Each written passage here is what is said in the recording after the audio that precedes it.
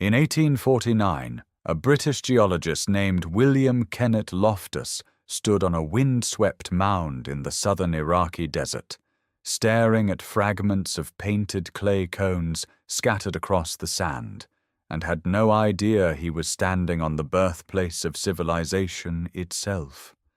Beneath his boots lay Uruk, the first great city on earth, a place where 40,000 people had once lived, where writing was invented not for poetry, but for counting bags of grain, where a wall 9.5 kilometers long, studded with over 900 towers, once enclosed a world that had no precedent anywhere on the planet.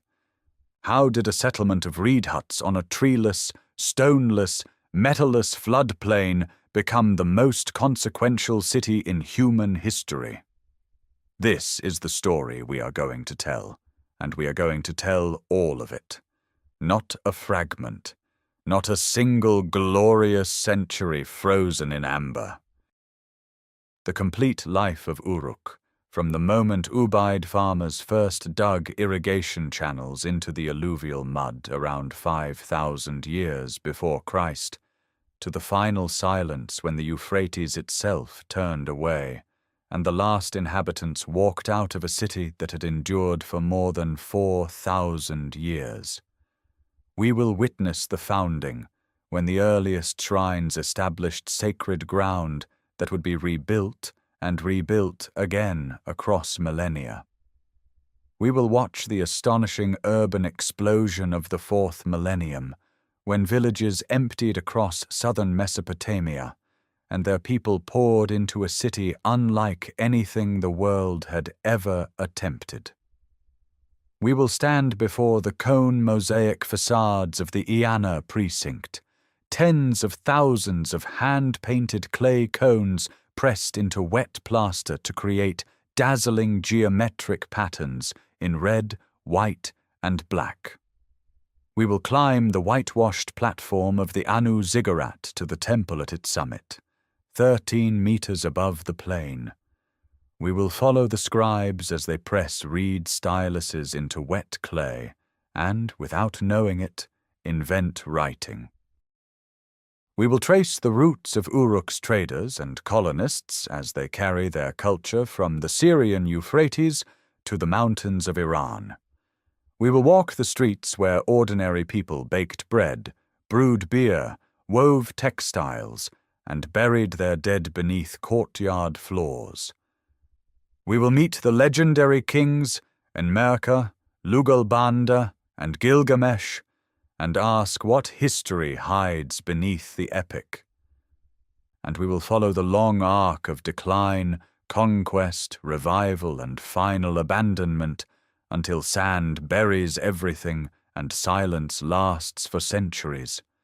What makes Uruk extraordinary is not simply age, it is consequence. Every city you have ever lived in descends, in some sense, from what was first attempted here. Writing, bureaucracy, monumental architecture, mass production, long-distance trade networks. The very idea that thousands of strangers can organize themselves into something greater than a village, all of this emerged from the mud and reeds of southern Mesopotamia, and Uruk was its epicenter. The Warka-Vase, carved around 3,200 years before Christ, is the oldest known narrative sculpture on Earth. The Warka mask, a serene limestone face perhaps representing the goddess Inanna herself, is among the earliest naturalistic portraits ever created. These objects were buried for millennia, dismissed as legend, forgotten entirely, and then pulled from the earth by archaeologists who realized they were holding the origins of the world we know. If you find yourself drawn to complete journeys through the great cities of the ancient world, subscribe so you never miss what comes next. Each week we bring back to life a world built in mud brick, bitumen, and clay. The story begins where the Euphrates fans into braided channels across a flat and shimmering plain, and someone, for the first time, decides to stay. Before there is a city, there is only water.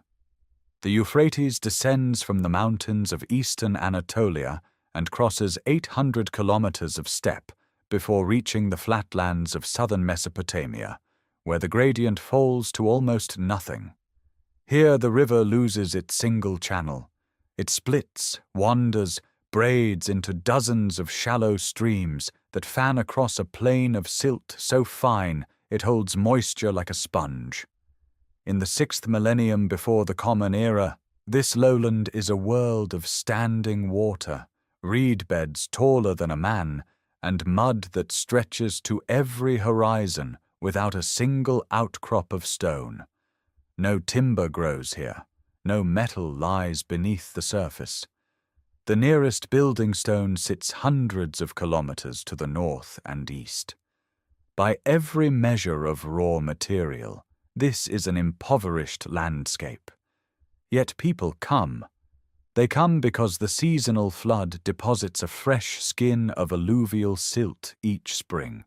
Silt so rich in nutrients that seed pressed into it by hand will yield grain without ploughing. They come because the marshes teem with fish, waterfowl, and wild boar. They come because the date palm, already half domesticated, fruits heavily along the channel banks. And they come because the reeds, phragmites stretching 5 and 6 meters high, provide everything a settlement needs: walls, roofing, matting, fuel, even the ribs of boats. These settlers belong to the Ubaid culture, a tradition already centuries old in the northern plains. Their painted pottery, buff clay decorated with geometric patterns in dark brown paint, marks their presence from the Persian Gulf to the foothills of the Zagros. By roughly 5,500 years before the Common Era, Ubaid communities pushed deep into the southern delta, learning to manage water with shallow ditches that channel flood runoff toward planted fields. The technique is simple but transformative. A single canal, even a hand-dug trench a meter wide, extends the reach of the river's gift beyond the natural floodplain. More water means more grain. More grain means more mouths fed from the same patch of earth. At the site that will become Uruk, the earliest occupation lies buried beneath more than 18 meters of later construction. Archaeologists designate these founding layers, Iana 18 and 17, the deepest strata reached in the sacred precinct. What survives is fragmentary. Patches of reed-impressed mud brick, deposits of Ubaid painted sherds, ash lenses from cooking fires. The structures are modest. Bundles of reeds lashed together form arched frameworks, plastered with river mud and dried in the relentless sun. Mud brick appears early, shaped by hand into rough loaves and laid in courses with mud mortar. These are not monumental buildings. They are the shelters of a farming village, perhaps a few hundred people, clustered where a reliable channel meets slightly elevated ground, enough to keep floors dry when the spring flood spreads across the plain. Yet something distinguishes this village from the hundreds of other Ubaid settlements scattered across the delta. The site sits at a convergence of waterways, a natural crossroads where channels from the main Euphrates branch meet secondary streams draining eastward. Boat traffic, even in reed canoes, passes through. The location gathers people the way a river mouth gathers silt, slowly, steadily, by the pure logic of flow. No king chooses this ground. No oracle consecrates it. Water chooses it. The flat geometry of the alluvial plain, the gradient of the river, the angle of the channels, these are the forces that plant the seed of the first great city on earth, in mud, among reeds, under a sky with no horizon. The first structure that rises above the flat settlement is not a house, it is a shrine. Sometime around 5,000 years before the Common Era, the inhabitants of this growing village set aside a plot of ground, not for grain storage, not for sleeping quarters, but for something that has no immediate survival value. They build a small rectangular room, its long axis oriented to the northwest, its mud brick walls thickened beyond any domestic need. Inside, a niche at one end holds a low platform. Ash and animal bone accumulate before it.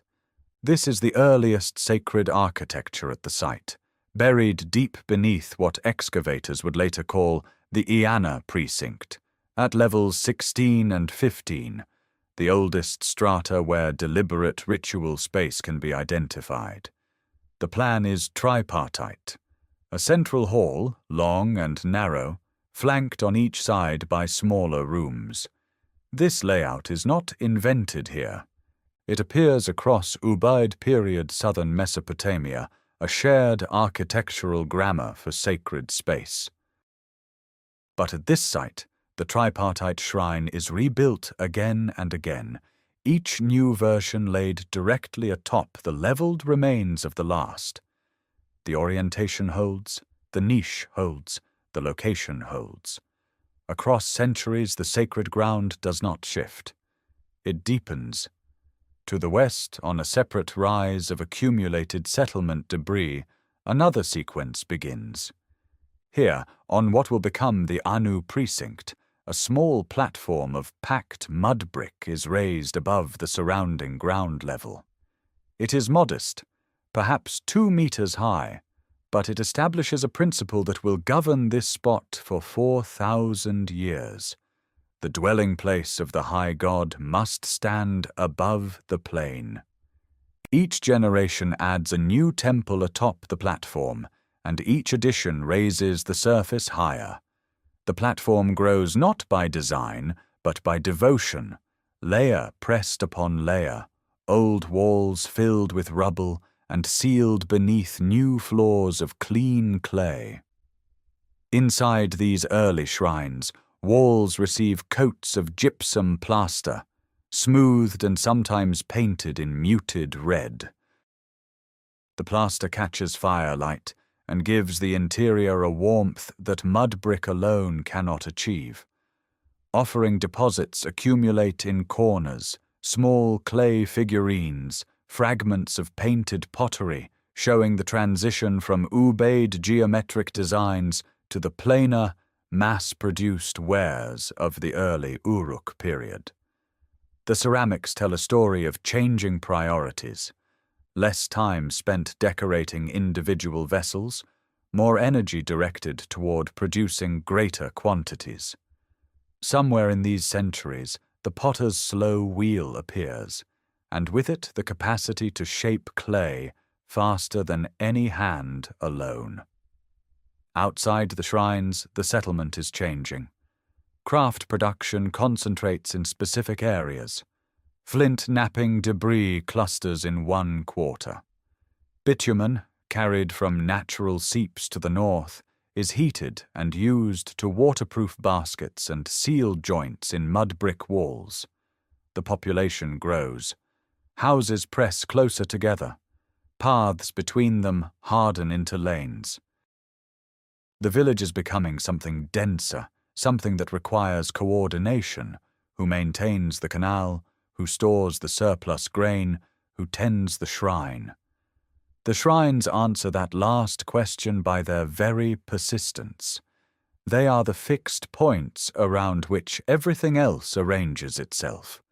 The Anu precinct and the Anu precinct, separated by several hundred meters, establish a dual sacred geography that will endure into the Seleucid period, 3,000 years in the future. No one living in these centuries can know this. They know only that the ground beneath the shrine floor contains the crushed remains of an older shrine, and beneath that, another. The act of rebuilding on the same spot is itself a statement that this ground is different from all other ground, that something was recognized here that must not be moved.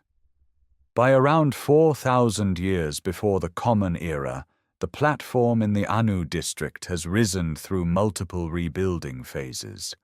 The temples atop it grow larger with each iteration.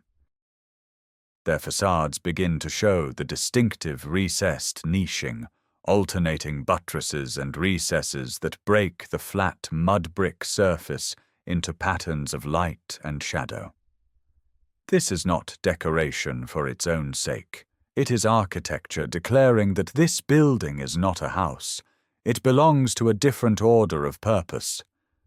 The niched walls catch the low sun of morning and evening, and the shrine seems to breathe with the turning of the day.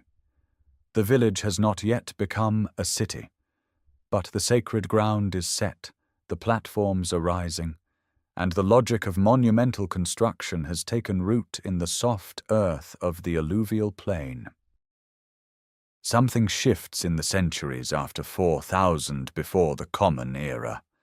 The change is not sudden, it accumulates like silt in a canal bed, layer upon layer, until the landscape itself is transformed.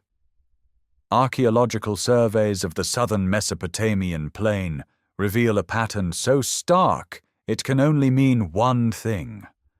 The villages are emptying. Across a radius of 40 kilometers, small farming settlements that sustained families for generations are being abandoned. Their mud brick walls dissolve back into the earth. Their irrigation ditches fill with sediment. The people have not vanished. They have moved, drawn inward, toward the growing settlement on the Euphrates where the temples already stand. Uruk swells. What had been a cluster of communities around two sacred precincts now merges into a single expanding urban mass.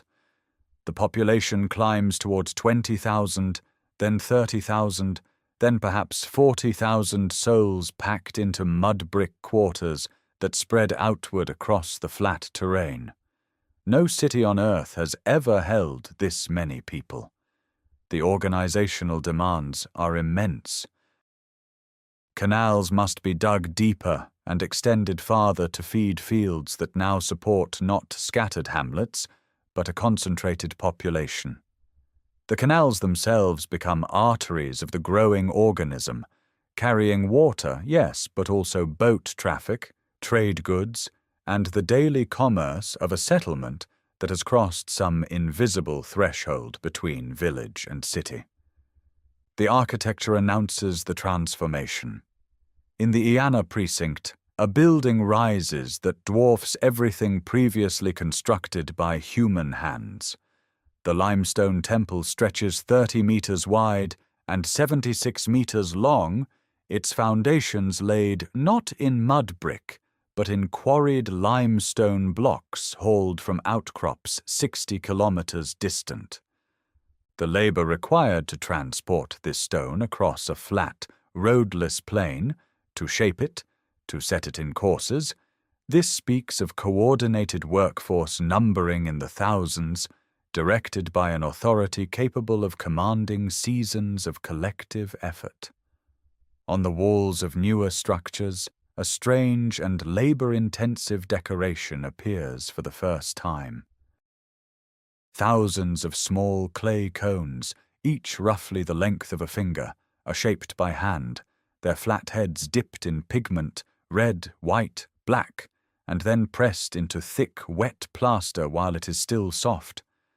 Cone by cone, row by row, geometric patterns emerge. Zigzags, diamonds, lozenges, triangles. The effect at a distance is textile-like, as though the building has been draped in woven fabric rendered permanent in clay. Each square meter of facade requires thousands of individual cones. The investment of labor is staggering, and it serves no structural purpose. It exists to mark these buildings as extraordinary, as belonging to the sacred and the communal rather than the domestic. In the refuse heaps and workshop areas, another artifact appears in overwhelming quantities: the beveled rim bowl. Crude, undecorated, made by pressing clay into a mold rather than shaping it on a wheel. These rough vessels are produced by the tens of thousands.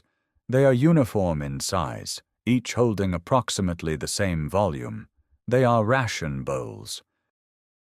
They represent a system, centralized food distribution to a labor force too large and too specialized to feed itself from its own fields. Bread and beer, measured and dispensed in standardized portions, fuel the workers who dig the canals, haul the limestone, press the cones into plaster, and raise the walls ever higher. The plain around Uruk is quieter now. The villages have given their people to the city. But within the growing circuit of settlement, the density of human life has no precedent. Smoke rises from thousands of hearths, the sound of construction, the slap of wet mud brick into wooden forms, the scrape of plaster, the rhythmic thud of earth being tamped, carries across the rooftops from dawn until the heat of midday drives workers into shade. Uruk has become something new under the sun. Not merely a large settlement, but a city, a machine for concentrating human effort, storing surplus, and building on a scale that only collective organization makes possible. At the heart of this expanding city, one precinct commands all others. The Iana, the house of heaven, sacred to Inanna, goddess of desire and destruction, of the morning star and the storehouse. By 3500 before the Common Era, this district has become the largest architectural complex anywhere on Earth, a dense cluster of monumental buildings rising from limestone foundations that required quarrying and transporting stone across 60 kilometers of flat alluvium. Nothing in human experience has prepared the world for construction at this scale. The precinct sprawls across more than 9 hectares. Temple Sea stretches 80 meters in length, its walls 2 meters thick, its interior divided into a long central hall flanked by smaller chambers. Temple D stands nearby, equally vast, oriented on a slightly different axis, as though each generation of builders sought to outdo its predecessors while honoring the sacred geometry of the ground. Temple E, smaller but exquisitely finished, nestles between them. These are not isolated shrines. They form a planned complex, linked by courtyards paved with baked brick, drained by clay pipes set into bitumen-sealed channels that carry rainwater and ritual washings away from the sacred floors. But it is the surfaces that stun. Every exposed wall, every free-standing column, every facade facing the great courtyards bears the cone mosaic. The technique is unlike anything before or since. Workers shape tens of thousands of small clay cones, each roughly 8 to 10 centimeters long, the diameter of a thumb, and dip their flat heads into pigment, red ochre, black biotite, or white gypsum wash. While thick mud plaster remains wet on the wall face, they press these cones inward, head outward, row after row, creating geometric patterns of diamonds, zigzags, triangles, and lozenges. The effect under torchlight is extraordinary, a shimmering textile rendered in clay, catching and scattering flame light across thousands of tiny colored circles. Tens of thousands of cones cover a single square meter. The labor represented in one column alone, shaped, painted, dried, inserted, staggers calculation. The pillar hall stands as the most remarkable single structure. Its plan forms a T-shape, the long arm stretching over 30 meters, lined with massive circular columns built from mud brick drums and entirely sheathed in cone mosaic. 8 great columns define the central space, each over 2 meters in diameter, their surfaces alive with red and white geometric bands. No roof of reed and timber could span such a hall without these supports, and no earlier building anywhere in the world employed freestanding columns at this scale. Yet these buildings do not endure as permanent monuments. The Iana precinct reveals a pattern that puzzles and fascinates: ritual demolition. Structures of enormous cost and labor are deliberately leveled, their remains carefully buried and packed with clean fill, and new buildings rise directly atop them. This is not destruction by enemies. The fill is orderly, the leveling intentional. Each generation buries the sacred architecture of its predecessors and rebuilds larger, more elaborate, more densely decorated. The sequence of superimposed temples in Iana reaches back through levels 4 and 3, each phase grander than the last, each phase eventually entombed beneath its successor. Gypsum plaster coats interior walls where cone mosaic does not reach. Bitumen, the black petroleum tar seeping naturally from the earth in southern Mesopotamia, waterproofs foundations, seals drainage channels, and bonds baked bricks in the floors where water or ritual liquids might pool. The smell of heated bitumen hangs in the precinct air, sharp and mineral, mixing with the smoke of offerings. The Iana at this moment is not merely a temple. It is an administrative engine, a warehouse, a workshop complex, and a ritual stage all compressed into one sacred enclosure. The earliest clay tablets will emerge from its ruins within a few generations. But already the organizational intelligence required to build and maintain this precinct, to coordinate quarrymen, brick makers, cone painters, plasterers, roofers, and drainage engineers, demands systems of accounting that push beyond what memory alone can hold. The precinct itself is generating the pressure that will produce writing. The walls demand to be counted, the laborers fed, the offerings recorded. Inanna's house grows, and the world changes to serve it. West of the Iana, across an open expanse of packed earth and mud brick rubble, a second sacred precinct has been rising for centuries. The Anu district belongs to the sky god, the father of the pantheon, the silent authority above all other powers. And while Inanna's compound sprawls outward in courtyards and colonnades, the Anu precinct reaches upward. Its ambition is vertical. The platform beneath the White Temple is not a single construction. It is a palimpsest of devotion, layer pressed upon layer across more than 1,000 years. Each generation built a new temple atop the ruins of the last, raising the surface higher, packing the old walls with fill, sealing sacred ground beneath fresh mud brick. By roughly 3300 before the Common Era, this accumulated platform stands 13 meters above the alluvial plain, a massive stepped block, roughly 50 meters by 40 at its base, visible from every canal bank and rooftop in the city. In a landscape without hills, without cliffs, without any natural elevation, this is the closest thing to a mountain that human hands have made. The temple crowning it is modest in footprint, but extraordinary in presence.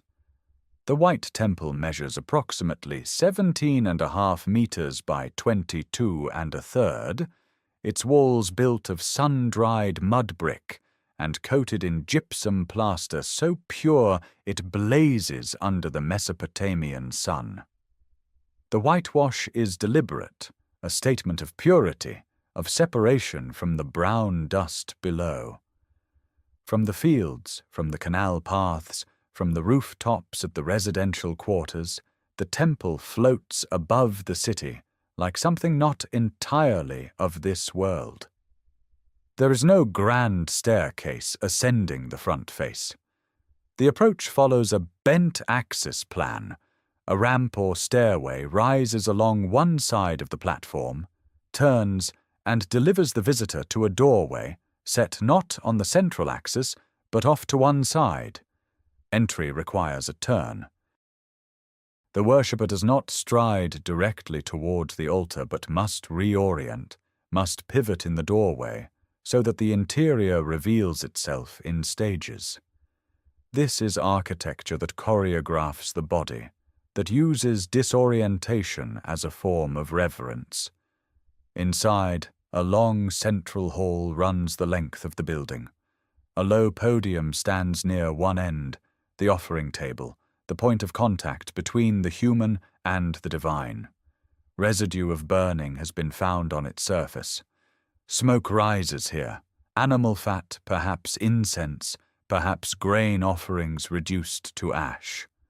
Smaller rooms flank the central hall, their functions debated. Storage for ritual objects, robing chambers for priests, repositories for offerings brought up the long ramp from the city below. The floor is beaten earth, carefully leveled. The walls carry traces of recessed niching, the same decorative grammar found in temples across southern Mesopotamia, vertical panels of shadow and light that break the mud brick surface into rhythm. No cone mosaics here, no colored ornament. The white temple speaks in monochrome. Its power is geometric, the clean rectangle, the sharp edge, the blinding surface. Standing on the platform's edge, a priest would see the entire world that Uruk has made. The Iana precinct to the east, its cone mosaic facades catching the low sun. The residential quarters spreading south and west, dense mud brick blocks divided by narrow lanes. The canals threading through the city, carrying barley barges and reed boats. Date palm groves lining the waterways. And beyond, the flat plain extending to every horizon, shimmering in the heat, crossed by irrigation channels that carry the Euphrates into 10,000 fields. The white temple endures for generations. When it finally falls out of use, it is not demolished. It is buried, deliberately filled with clean rubble, sealed beneath a new surface, honored in its interment. The platform itself will continue to grow. Later builders will raise it further, add new temples, new coats of plaster. But the white temple remains inside, preserved like a seed in the earth, waiting for German excavators in the 20th century of the Common Era to cut through the accumulated layers and find its gypsum walls still faintly gleaming in the trench light, 5,000 years after the last priest descended the ramp and the offerings ceased to burn. Long before the first reed stylus presses into wet clay, the city already counts. It counts because it must. Tens of thousands of mouths require grain measured and distributed. Temple storerooms hold surpluses belonging not to any single household, but to the goddess herself. And what belongs to the goddess must be tracked with precision no human memory can sustain. The earliest method is tactile. Small clay tokens, cones, spheres, discs, cylinders, each shape representing a specific commodity or quantity. A cone for a small measure of grain, a sphere for a larger one, a disc for a flock animal. These tokens circulate through the administrative precincts of the Iana district from roughly 3400 before the Common Era, passed between hands that oversee labor gangs, canal maintenance, and the vast herds pastured beyond the city walls. When a transaction must be sealed against tampering, The tokens are placed inside a hollow clay ball, a bulla, and the surface is impressed with a cylinder seal to mark authority. The envelope is closed. To verify its contents without breaking it, administrators begin pressing the tokens into the wet exterior before sealing them inside. And here, in this simple redundancy, writing begins. The impression on the outside renders the token inside unnecessary. A flat clay tablet can carry the same marks more efficiently. By approximately 3200 before the Common Era, scribes in the Iana precinct are pressing reed styluses into palm-sized tablets, incising pictographic signs that no longer merely replicate token shapes, but represent words and concepts through increasingly abstract strokes. The archaic tablets of Iana Level 4 constitute the oldest known writing system on Earth. Approximately 5,000 of these tablets survive from Uruk's earliest literate phase. Their subject matter is relentlessly practical. Grain allotments, livestock inventories, land surveys, labor rosters. The sign repertoire numbers roughly 1,200 distinct characters, far more than any simple tally system requires. Some signs are clearly pictographic: a head of grain, a hand, a vessel. Others already show the abstraction that will eventually yield cuneiform, wedge-shaped marks bearing no visual resemblance to their reference. The tablets cluster in specific rooms within the Iana precinct, archive chambers where damp clay could be worked, and finished tablets stored on shelves or in baskets. The smell of these rooms would have been distinctive. Wet earth, the vegetal sharpness of freshly cut reed, the faint mineral tang of the clay itself. Scribes work cross-legged or kneeling, the tablet cradled in one palm. The stylus eye, a reed cut to a triangular or rounded tip, held in the other. Each impression is deliberate. There is no erasing. A mistake means starting the tablet again, or smoothing the surface while still damp. Alongside the tablets, cylinder seals proliferate. Carved from stone, limestone, serpentine, lapis lazuli. Each seal is unique, rolled across wet clay to produce a continuous frieze of imagery. Ritual processions, herds of cattle, temple facades, bound captives, the goddess herself flanked by her reed bundle standards. The seal impression serves as signature, as proof of institutional authority, as the mark of a specific office within the temple hierarchy. Thousands of seal impressions survive on tablet edges, jar stoppers, and door ceilings, evidence of a bureaucracy operating at every threshold of the precinct.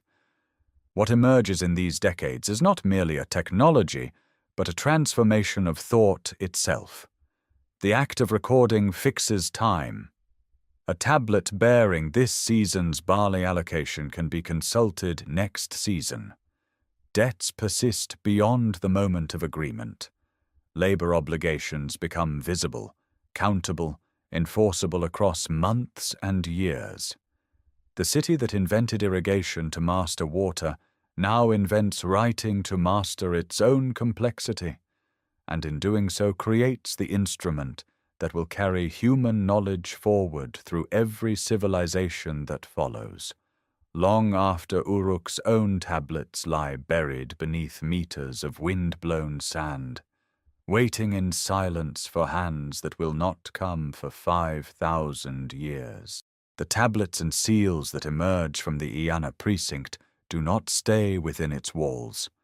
By 3500 before the Common Era, something unprecedented is happening across the ancient Near East. Uruk's material culture, its distinctive pottery, its cylinder seals, its architectural conventions, its systems of accounting, appears at sites hundreds of kilometers from the southern Mesopotamian plain. The city is projecting itself outward, and the scale of this projection has no parallel in the ancient world before it. 800 kilometers upstream along the Euphrates, at a site called Habuba Kabira in modern Syria, a settlement rises that looks as though a piece of Uruk has been transplanted whole. The town is planned from its foundation. A defensive wall with towers encloses a grid of streets, mud brick houses with central courtyards, and a tripartite temple that echoes the sacred architecture of the Iana precinct. Beveled rim bowls litter the site in thousands, the same crude, mass-produced vessels used for ration distribution in Uruk itself. Cylinder seal impressions mark storage jars and door ceilings. Numerical tablets record commodities in proto-cuneiform notation. Nearby, at Jebel Aruda, another Uruk-style settlement perches on a limestone bluff overlooking the river valley, its two temples oriented and planned according to southern Mesopotamian convention. These are not trading posts grafted onto existing communities. They are colonies, built by people who carry Uruk's organizational systems in their hands and habits. The question that has occupied scholars for decades, whether this expansion represents colonization, trade diaspora, or cultural emulation, remains unresolved, but the material evidence is unambiguous. Uruk-related artifacts appear at Susa on the Iranian plateau, where local Elamite traditions merge with southern Mesopotamian forms. At Godin Tepe in the Zagros highlands, a fortified enclave within a larger settlement yields beveled rim bowls and numerical tablets alongside local painted pottery, as though a community of Uruk merchants or administrators lives embedded within a foreign town. The logic behind this expansion follows the rivers and the resources they connect. Southern Mesopotamia possesses surplus grain and sophisticated organizational technology, but lacks nearly every raw material that monumental construction and elite display demand. Copper must come from Oman or Anatolia. Timber, cedar, and pine descends from the mountains of Lebanon and the Amanus Range. Lapis lazuli travels overland from the mines of Badakhshan in distant Afghanistan. Carnelian arrives from the Indus region. Obsidian comes from eastern Anatolia. The Euphrates and Tigris serve as arterial highways, and the colonies cluster along these routes at points where trade goods change hands or where overland paths branch toward highland resources. At Tel Brak in northeastern Syria, the encounter between Uruk influence and local traditions produces something different, not a colony, but a convergence. The Great Eye Temple, with its thousands of small alabaster idols bearing enormous carved eyes, reflects indigenous northern Mesopotamian religious practice, yet Uruk-style administrative tools appear in its associated buildings. The city grows to enormous size, rivaling Uruk itself, suggesting that the southern expansion stimulates urban growth at distant nodes rather than simply imposing a single model. The beveled rim bowl becomes the signature artifact of this entire phenomenon, a coarse, quickly made vessel, identical from the Persian Gulf to the Syrian bend of the Euphrates. Its uniformity speaks not of aesthetic choice, but of institutional function. These bowls measure standard rations. Their presence at a site signals the operation of a labor management system born in the temple precincts of southern Mesopotamia. By 3100 before the Common Era, the expansion contracts. The colonies along the upper Euphrates are abandoned. Habuba Kabira is deserted, its walls left standing empty. Local cultures reassert themselves across Syria and Iran. Whatever network sustained this extraordinary reach, whether political authority, commercial advantage, or institutional prestige, lose their cohesion. But the imprint remains. Administrative technologies seeded during the expansion take root independently. The idea that a city can organize, count, and project its systems across vast distances has entered the world, and it will not leave. The expansion recedes, but the city does not. Uruk enters the third millennium before the Common Era transformed, no longer the sole urban experiment on the plain, but still the largest, still the most storied, and now ringed by rivals. Ur rises to the southeast. Lagash, Umma, Nippur, Kish. Each commands its own irrigated hinterland, its own temples, its own ambitions. The age of a single city projecting its culture unchallenged across the ancient world has ended. What begins now is the age of kings, of dynastic competition, and of walls. The Sumerian king list, compiled centuries later but drawing on older traditions, records the names of rulers who held power in Uruk during this early dynastic period. Enmerkar, son of the sun god according to legend, who tradition says founded the Iana precinct's grandeur and traded with distant Arata for lapis lazuli and gold. Lugalbanda, the shepherd king, his successor, whose journeys into the mountains became the substance of epic poetry. And then the name that will outlast every other from this city, from this civilization, from this entire millennium, Gilgamesh, son of Lugalbanda according to the literary tradition, fifth king of Uruk's first dynasty, dated by modern scholarship to approximately 2700 before the Common Era. The king list calls him Lord of Kulab, the old quarter near the Anu precinct. Later tradition makes him 2/3 divine. But beneath the mythology, a historical kernel persists.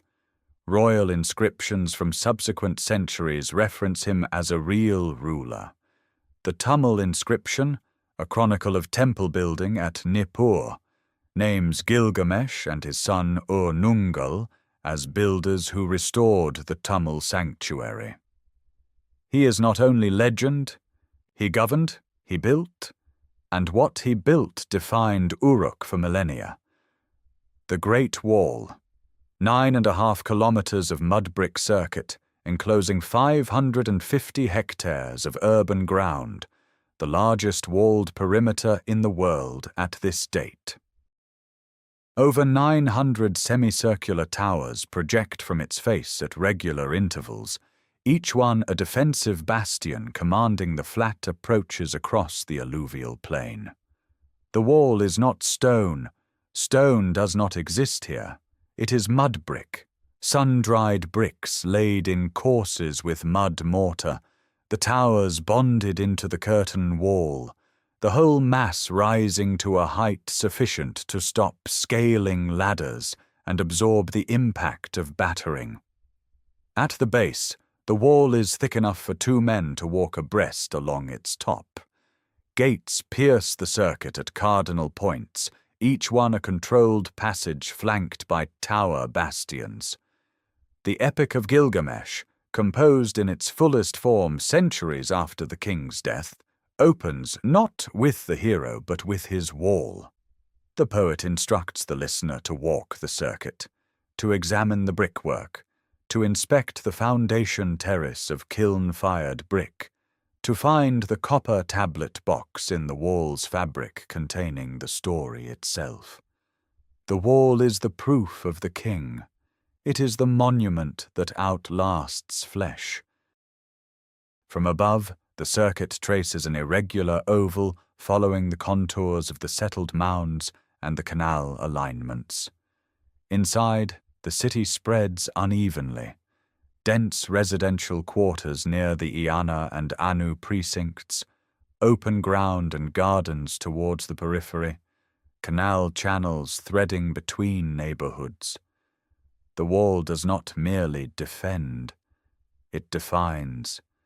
It declares that what lies within is one thing, a city, a polity, a community under shared gods and shared governance, and what lies outside is another. Construction on this scale demands coordinated labor numbering in the thousands. Brickmakers at the clay pits, water carriers, bricklayers, surveyors marking the tower intervals, foremen managing ration distribution. The beveled rim bowls that once traveled to distant colonies now stack in the rubble of workers' camps along the wall's foundation trenches. The same administrative machinery that once projected Uruk's influence outward now turns inward, marshalling the city's own population for monumental defense. The wall endures. Long after Gilgamesh passes from living memory into literary immortality, the circuit stands, repaired, patched, partially rebuilt across centuries. Travelers approaching Uruk from any direction see it first, a dark mud-brick line rising from the shimmering plain, punctuated by the rhythmic curve of tower after tower receding into heat haze. Behind it, the temple platforms catch the light. The city that invented writing, that projected its systems across 1,000 kilometers, now wraps itself in brick and stands among equals, fortified and watchful. Behind that wall, within those towers, life presses close. The city of the early dynastic period is not the ceremonial void of earlier centuries. Open precincts surrounding temples in splendid isolation. Uruk in the 29th through 25th centuries before the Common Era is dense, loud, and layered. Residential quarters crowd against workshop districts. Narrow lanes twist between mud-brick walls that rise 2 stories, their upper floors cantilevered slightly over the street below, casting permanent shade onto packed earth paths barely wide enough for 2 laden donkeys to pass. The houses follow a logic refined over generations. A single entrance from the street opens into a vestibule that turns at a right angle, blocking the gaze of passers-by. Beyond lies the courtyard, open to the sky, paved with baked brick, drained by a clay pipe running beneath the threshold to a street gutter. Around this courtyard cluster the rooms of a household, storage chambers stacked with grain jars, a kitchen with its domed bread oven built of clay and straw, sleeping quarters on the upper floor reached by mud-brick stairs. Archaeobotanical remains recovered from these houses tell the menu plainly: barley and emmer wheat, lentils and chickpeas, dates in abundance, sesame for oil.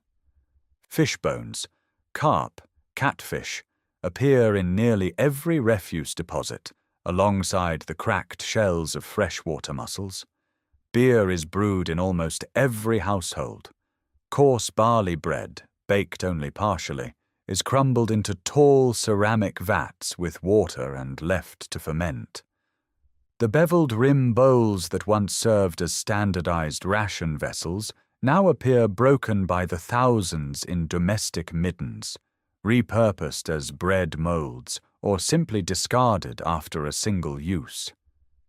The smell of fermenting grain hangs in the courtyards, mingling with the sharper scent of dung fuel burning beneath cooking pots. Along the canals that still thread through the city, workshops cluster by trade. Copperworking leaves its signature in slag fragments, broken crucible sherds, and the green staining of soil where malachite was ground before smelting. Textile production, Uruk's great economic engine, is attested by concentrations of fired clay loom weights, spindle whirls of baked clay and stone, and the ration texts that record wool and flax allocations to dependent weavers. Potters work near the canal banks where clay is abundant, their kilns producing the utilitarian wares of daily life. Storage jars, cooking pots, offering vessels, in quantities that speak of specialization beyond any single household's need. The dead remain among the living. Beneath courtyard floors and along house walls, the excavators find intramural burials, bodies flexed on their sides in simple pits, accompanied by a few ceramic vessels, occasionally a copper pin or a string of carnelian beads. Children are buried in large storage jars placed beneath room floors. There is no separate cemetery beyond the walls. The ancestors stay close, beneath the feet of their descendants, incorporated into the domestic architecture itself. The rhythm of this life follows water. When the Euphrates rises in spring, fed by snowmelt from the Armenian highlands, canal sluices are opened and fields flood. The planting season demands collective labor, dredging silted channels, repairing embankments, coordinating water distribution among competing households and temple estates. Ration texts from this period record the allocation of barley and oil to labor gangs, measured in standardized units, administered by temple functionaries whose cylinder seals authorize each disbursement. The city feeds itself through bureaucratic precision applied to mud and water. By late afternoon, shadows lengthen across the rooftops. Smoke rises from bread ovens in 100 courtyards. The sound of copper hammers fades from the workshop quarter. Along the canal, reed boats are poled toward their moorings, loaded with bundles of reeds or baskets of dried fish. The temples on their platforms catch the last horizontal light, their mud brick faces glowing amber above the domestic clutter below. This is Uruk not as monument but as organism, breathing, eating, producing, burying its dead beneath its own floors, sustained by the same water that first drew settlers to this plain 2,000 years before. The organism endures, but its sovereignty does not. Around 2400 before the Common Era, the political landscape of southern Mesopotamia fractures into warring city-states, and Uruk, still vast, still sacred, still encircled by its great wall, becomes a prize rather than a power. Lugal-Zagesi, king of Umma, seizes the city and makes it his capital. His inscriptions, carved on stone vases dedicated at Nippur, claim dominion from the lower sea to the upper sea, from the Persian Gulf to the Mediterranean. For a brief generation, Uruk stands again at the center of a realm, but Lugal-Zagesi's ambition draws a greater predator. Sargon of Akkad, rising from the north, defeats him in battle around 2340 before the Common Era. The inscriptions record that Sargon brought Lugal-Zagesi to Nippur in a neck stock, parading him through the gate of Enlil's temple. Uruk's walls, those 9.5 kilometers of mud brick and tower that tradition credits to Gilgamesh, are breached and partially demolished. The conqueror dismantles the fortifications not out of spite, but out of strategic calculation. A walled Uruk is a city that can rebel. Under Akkadian rule, the Iana precinct continues to function. Temples require maintenance regardless of who holds the throne. Administrative buildings of this period show Akkadian language tablets replacing Sumerian ones in the archive rooms, imperial scribes recording grain yields and labor obligations in the conqueror's tongue. The sacred geography remains, Inanna still presides, but the bureaucratic apparatus now serves a distant capital at Agade. The Akkadian Empire collapses within 2 centuries. Gutian highlanders from the Zagros Mountains sweep across the plain, and the cuneiform record grows thin. Cities contract, canal maintenance falters. For roughly a century, southern Mesopotamia endures fragmented rule under Gutian overlords whose administrative footprint remains archaeologically faint at Uruk. Liberation arrives from within the city's own walls. Around 2119 before the Common Era, Utuhegal, king of Uruk, raises an army and marches against Tirigan, the last Gutian king. His victory inscription, preserved in later copies, describes the campaign with rare narrative detail: the march along the canal banks, the divine sanction of Inanna and the great gods, the capture of Tirigan as he flees. For a moment, Uruk reclaims its ancient sovereignty. The city that invented urban civilization reasserts itself as a seat of kingship. The moment passes quickly. Ur-Nammu, governor of Ur and possibly Utu-Hegel's own kinsman, founds the third dynasty of Ur around 2112 before the Common Era, absorbing Uruk into a centralized bureaucratic state of extraordinary efficiency. The Eanna precinct receives new construction. Ur-Nammu and his successor Shulgi rebuild temple platforms, lay fresh mud-brick courses over ancient foundations, and install administrative personnel who report to Ur. Thousands of cuneiform tablets from this period document the flow of livestock, grain, wool, and labor through temple workshops with obsessive precision. Every sheep is counted, every worker's ration is recorded. Yet Uruk is no longer the center. Ur commands the armies, collects the taxes, builds the great ziggurat that dominates the southern skyline. Uruk's population declines relative to its rival. Residential quarters inside the Great Wall show signs of thinning occupation. Abandoned houses returning to rubble, open spaces where courtyards once pressed wall to wall. The temples endure, maintained by imperial investment, but the streets grow quieter. When the third dynasty of Ur falls around 2004 before the Common Era, overwhelmed by Amorite migrations and Elamite invasion, Uruk enters the second millennium diminished. The Great Wall still stands, though sections crumble without the labor gangs that once maintained them. The Eanna precinct still receives offerings, but the city that once projected its culture from Syria to Iran now exists within the orbit of others, its independence a memory preserved in king lists and epic poetry. The stones remember sovereignty. The administrative tablets record subjection. The second millennium opens not with a single blow, but with a slow exhalation. Amorite dynasties carve southern Mesopotamia into competing kingdoms: Isin, Larsa, Babylon, Eshnunna, and Uruk passes between them like a prize whose value diminishes with each exchange. For a time the city belongs to the kings of Isin, who claim the mantle of Ur's fallen dynasty and maintain the Eanna cult. Then Larsa absorbs it. Then Babylon.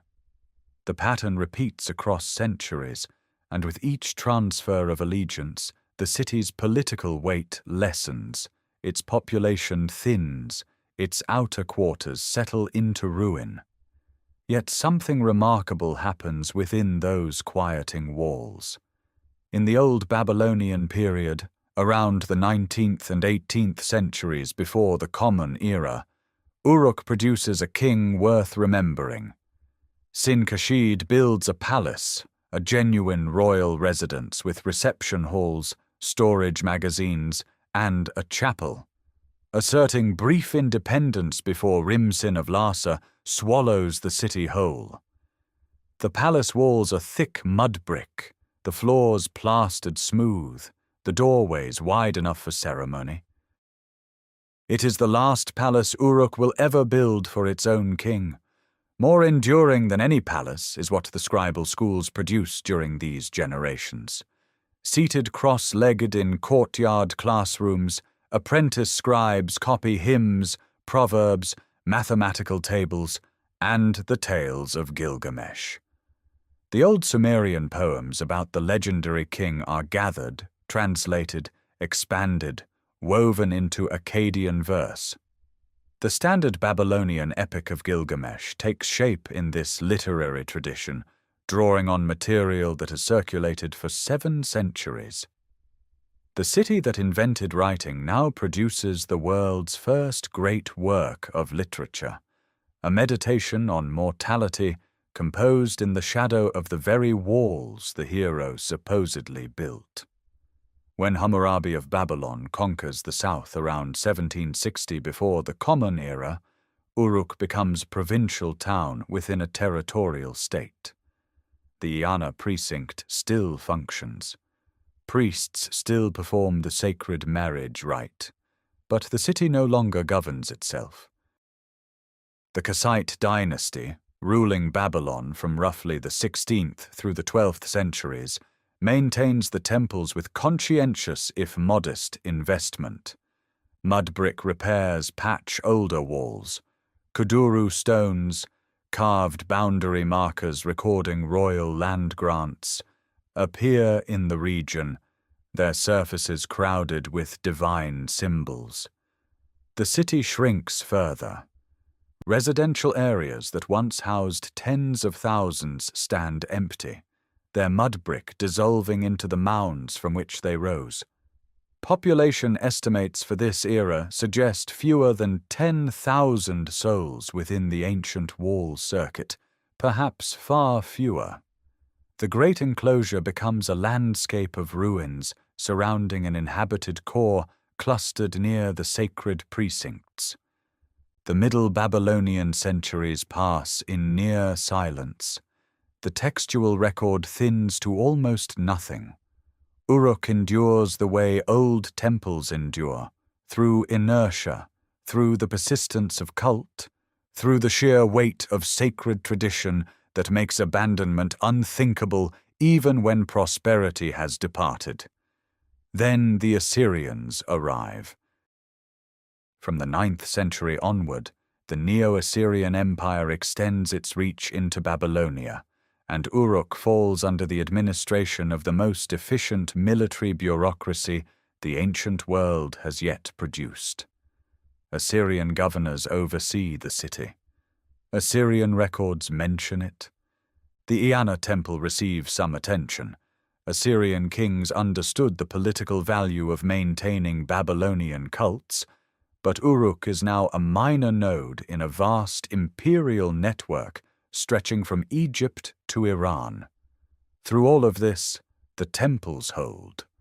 Layer upon layer of mud brick repair accumulates in the Iana and Anu precincts, each generation building atop the compressed remains of the last.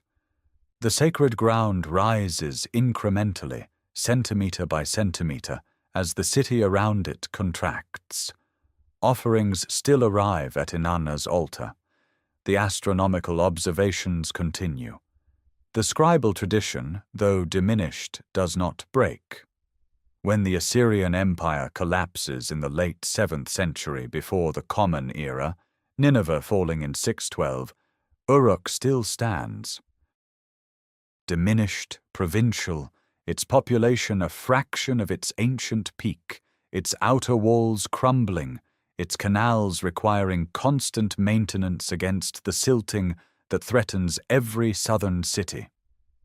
But the sacred precincts remain active, the cult of Inanna unbroken across nearly 3,000 years. The city has survived not through power but through holiness, through the stubborn conviction renewed each generation that this ground matters to the gods. And now that holiness draws new patrons.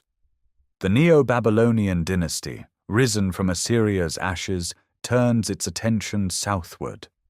Nebuchadnezzar II, conqueror of Jerusalem and builder of Babylon's Ishtar Gate, recognizes what Uruk still represents, the oldest continuous sacred precinct in Mesopotamia, the seat of Inanna, where worship has not ceased since before memory. He orders the Eanna complex rebuilt, not repaired, not patched, rebuilt on a scale that echoes the ancient grandeur. Kiln-fired bricks stamped with his royal name rise in courses along the ziggurat's faces. The temple courtyard expands. New drainage channels carry rainwater away from foundations that have settled for millennia into the alluvial clay. The precinct receives fresh mud brick walls, bitumen waterproofing, whitewashed facades. Priests resume full ceremonial calendars. Flocks arrive for sacrifice. The administrative machinery of a great temple estate, land management, textile production, brewing, animal husbandry, revives under royal sponsorship. Nabonidus, the last Neo-Babylonian king, continues the work. His restorations reach deep into the sacred architecture, and his antiquarian impulse drives excavations into the foundations of earlier temples, seeking the original ground plans laid down by ancient builders. He records what he finds, an archaeologist before archaeology exists. Then Cyrus enters Babylon in 539 before the Common Era. The Persian conquest changes the political framework, but not the sacred rhythm. Eanna's cult continues under Achaemenid administration. The city persists.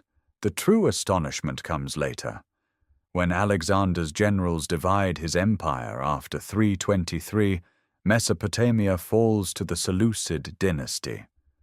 Greek becomes the language of administration. Yet at Uruk, something extraordinary occurs, not replacement but synthesis. Local elites adopt Greek names alongside their Babylonian ones. A man called Anu Ziggurat also bears the name Nikarchos. His descendant, another Anu Ziggurat, carries the Greek name Kephalon. These men are not Greek colonists. They are Urukian priests and notables who move between two cultural worlds, and they pour their wealth into temple construction on a scale the city has not seen in 2,000 years. The Bit Resh rises in the Anu district, a vast temple complex dedicated to Anu and his consort Antum. Its plan follows traditional Babylonian temple architecture: courtyards, antechambers, the deep cellar where the divine statue resides. But the masonry technique shows Hellenistic influence: carefully cut blocks, precise jointing. Courtyards open to the sky, where priests observe stellar movements. The Irigal complex serves as a secondary sanctuary, its own courtyards and chambers arranged according to ritual requirements unchanged since Sumerian times. Within these precincts, scribes produce cuneiform tablets of remarkable sophistication. Astronomical diaries record planetary positions, lunar eclipses, solstices, observations spanning decades with mathematical precision that Greek astronomers will later draw upon. The Uruk list of kings and sages compiles the city's memory of itself, reaching back to the flood and beyond, connecting the present priesthood to the antediluvian sages who brought wisdom from the gods. The paradox is luminous. Here, in the 2nd century before the Common Era, scribes still press reed styluses into wet clay, still write in a script invented on this very ground 3,000 years earlier. They do so in a world where Greek is spoken in the marketplace, where Seleucid coinage circulates, where the philosophical traditions of Athens are known. The cuneiform tradition does not survive through ignorance of the new. It survives through deliberate, conscious preservation by men who understand both worlds and choose to maintain the old alongside the new. The Bit Resh complex, completed around the 170s before the Common Era, represents the last great monumental construction at Uruk. Its walls stand clean and pale against the southern sky. Offerings burn on altars that occupy ground sacred since the 5th millennium. The city is smaller than its ancient self.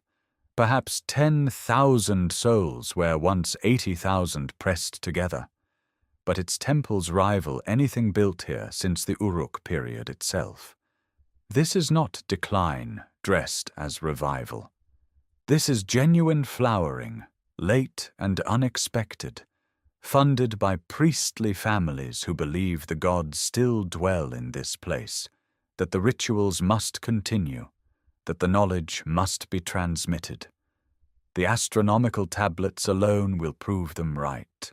Their observations, precise to the minute, will outlast the temples themselves. But the observations will not save the city. The Parthian conquest of Mesopotamia around 141 before the Common Era does not arrive at Uruk as catastrophe. The Arsacid kings tolerate local cults, and the priestly families of the Anu temple continue their work, recording celestial movements, performing the old rites, maintaining the mud brick walls against the relentless chemistry of salt and rain. For a generation, perhaps two, the rhythm holds. But something far more consequential than any army is already underway beneath the surface of the plain. The Euphrates is moving. Rivers on flat alluvium do not hold their courses forever. The gradient across southern Mesopotamia is so slight, a fall of mere centimeters per kilometer, that the slightest shift in sediment load or channel geometry can send the main flow searching for a new path. Sometime in the late centuries before the Common Era, the primary channel begins migrating westward, away from Uruk. The effect is not instantaneous. Canals still carry water, but the volume drops. Feeder channels that once brimmed during the spring flood now run shallow, then seasonal, then dry. The irrigated fields that sustained tens of thousands begin to shrink inward toward the remaining active waterways. Salt crusts appear on fallow ground where water tables drop, and capillary action draws mineral deposits to the surface.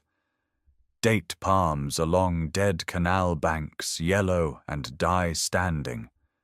The population contracts. The great walled circuit of 9.5 kilometers, built to shelter 80,000, now encloses vast stretches of abandoned ground. Mud brick houses, unmaintained, dissolve back into the earth they were made from, a process that takes decades, not centuries. Roofless walls slump into low ridges. Courtyards fill with wind-blown dust. The inhabited zone retreats to the immediate vicinity of the temples, where a diminished community of priests and their dependents continues the rituals in increasingly cramped quarters. Cuneiform tablets from this final phase reveal a world aware of its own contraction. Administrative texts grow fewer. The astronomical diaries continue longest, precise, methodical, recording planetary positions and lunar eclipses with the same care that characterized the Seleucid Golden Age. The last securely dated cuneiform tablet from Uruk belongs to approximately 70 of the Common Era. After that, silence. Not the silence of conquest or fire, but the silence of a tradition that simply runs out of practitioners. The scribes die or depart. No students replace them. The reed stylus, pressed into wet clay at this site for over 3,000 years, makes its final impression and is set down. Squatter occupation persists in scattered pockets. Parthian period pottery appears in reused temple rooms. Cooking fires blacken walls once whitewashed for the gods. These last inhabitants are not maintaining Uruk. They are sheltering in its corpse.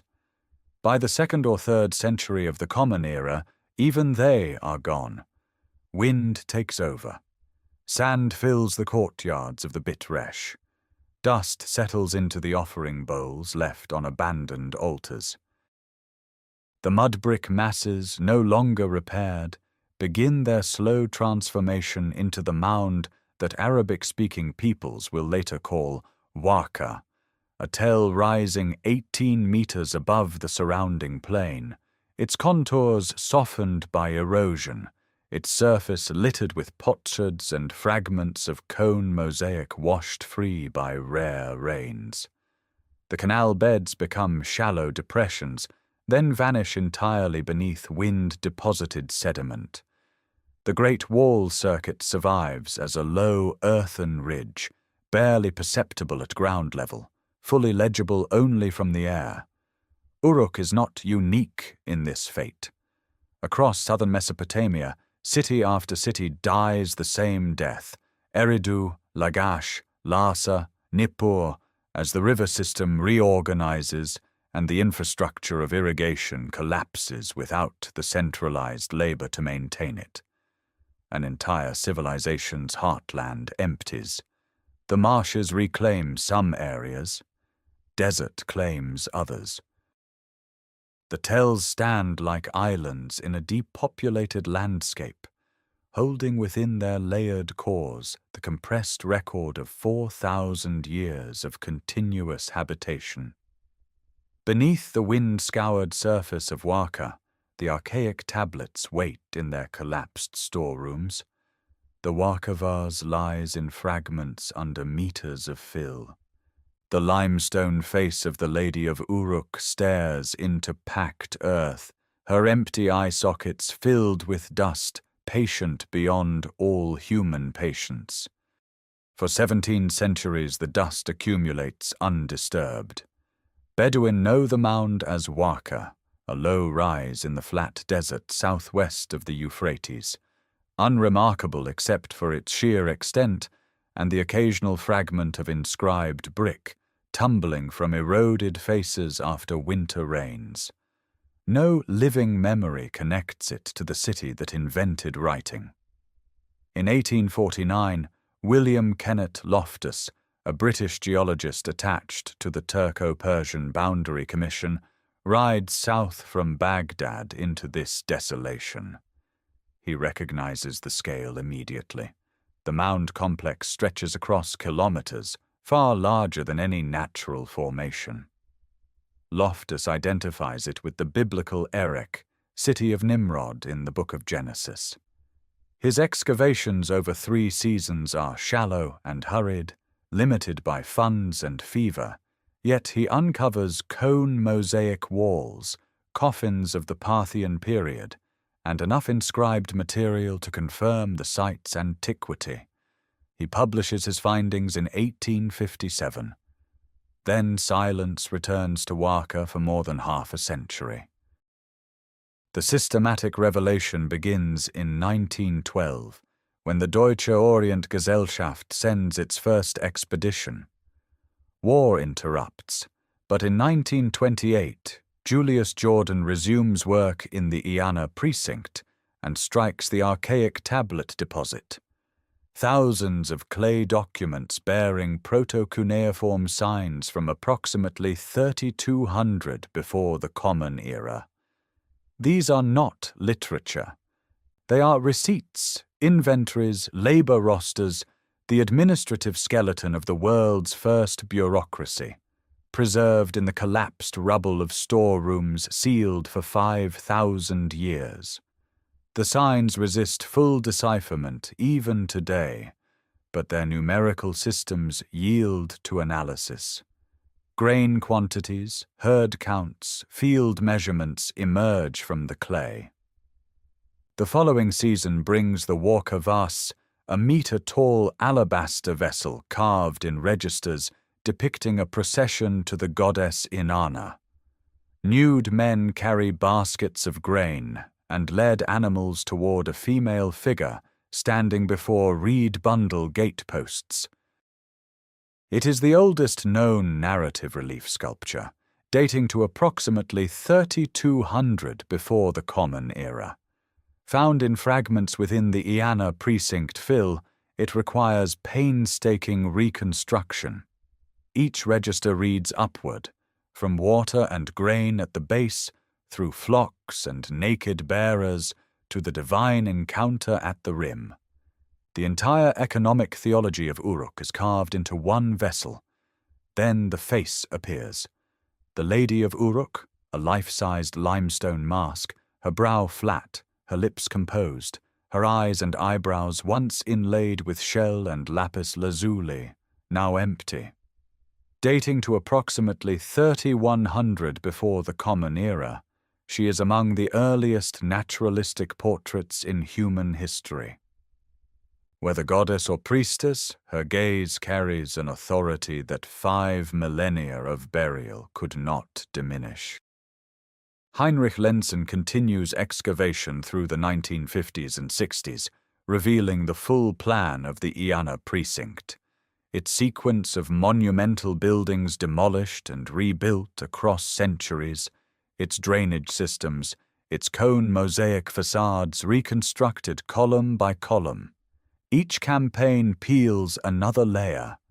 The stratigraphy reaches back through 18 building levels in Iana alone, each sealed beneath its successor. Artifacts travel to the Iraq Museum in Baghdad and the Vorderasiatisches Museum in Berlin. The archaic tablets enter scholarly circulation, generating decades of sign list analysis. The city's plan emerges on paper: the Great Wall Circuit, the Anu Ziggurat, the residential quarters, the canal network, reconstructed from aerial photography and trench data. Varka becomes the type site for an entire archaeological period. The Uruk period itself is named for this mound. In 2003, during the invasion of Iraq, looters break into the Iraq Museum. The Varka vase is taken, snapped at its ancient repair points. The Lady of Uruk vanishes. Months later, both are recovered. The vase in fragments wrapped in a blanket, the mask buried in a farmer's field. They return damaged but intact, their surfaces still carrying the tool marks of sculptors who worked before any pyramid rose in Egypt. The mound of Varka still stands in the southern Iraqi desert, largely unexcavated. Decades of work have touched perhaps 5% of the site. Beneath the surface, sealed in mud brick collapse and wind-blown sand, the rest of the first city waits. 5%. That is all that has been uncovered. 95% of the first great city on earth remains sealed beneath the Iraqi plain, waiting in mud brick silence for trowels that may not come for generations. Yet even that narrow fraction has rewritten the human story. Consider what emerged from this single site. Before Uruk, no settlement on earth had exceeded a few thousand inhabitants. After Uruk, the urban principle, strangers living together at density, governed by institutions rather than kinship, became the dominant mode of human organization and has never relinquished that position. Every city that exists today, from Baghdad to Tokyo, operates on a template first assembled beside the Euphrates channels of southern Mesopotamia more than 5,000 years ago. The archaic tablets from the Iana precinct, numbering roughly 5,000, represent the oldest writing yet discovered anywhere. They were not literature. They were ledgers, counts of barley, tallies of sheep, records of labor owed and rendered. Writing was born not from the desire to tell stories, but from the need to manage surplus at a scale that exceeded human memory. That administrative origin shaped everything that followed.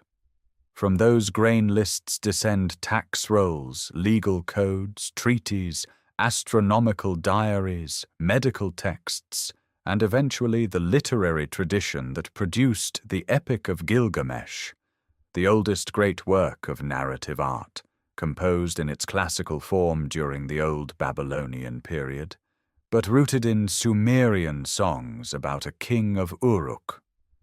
The epic's central question, what does a mortal do with the knowledge of death, still resonates because it was asked first here, in a city that understood impermanence intimately, rebuilding its own temples generation after generation atop the rubble of predecessors.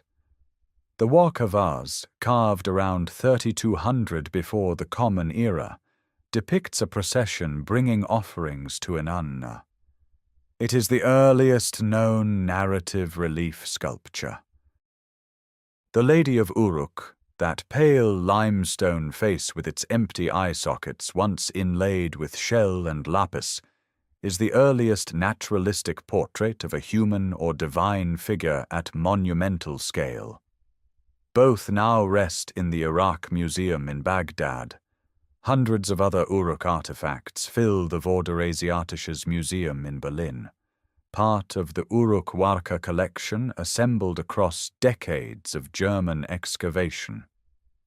Together, these objects anchor an entire archaeological period. Scholars worldwide still refer to the Uruk period, roughly 4000 to 3100 before the Common Era, as the threshold of urban civilization. Discussions surrounding Uruk's inclusion on the UNESCO World Heritage List continue, complicated by decades of conflict. German and Iraqi teams maintain cooperative frameworks for future research. Remote sensing and satellite imagery have mapped buried canal networks and architectural outlines invisible from the ground, confirming that the unexcavated portions hold structures of monumental scale. The mound of Walker rises only modestly above the desert. Heat shimmer blurs its edges at midday. Wind scours the surface and occasionally exposes a fragment, a cone from a mosaic facade, a potsherd with a beveled rim, a crumb of bitumen that once sealed a canal wall. These small things carry the weight of origin. They mark the place where irrigation demanded organization, where organization demanded record-keeping, where record-keeping became writing, where writing enabled law and literature and science, where monumental architecture housed gods who sanctioned kings, where ration bowls fed laborers who raised the walls, where cylinder seals authenticated transactions between strangers who would never meet. Every one of these innovations appeared here first, not in isolation but as an interlocking system. Uruk did not invent one thing. It invented the city itself, the machine for living together at scale, and everything a city requires to function. The ruins stand open under the southern Iraqi sun. The mud brick is returning to the earth from which it was shaped. But the invention endures. It is the street grid beneath every modern capital, the archive behind every database, the temple precinct behind every civic square. Uruk gave the world its first answer to the question of how human beings might live together in numbers beyond counting, and that answer has never been surpassed, only elaborated across 5,000 years in every city built since. Thank you for joining this journey through the first great city on Earth.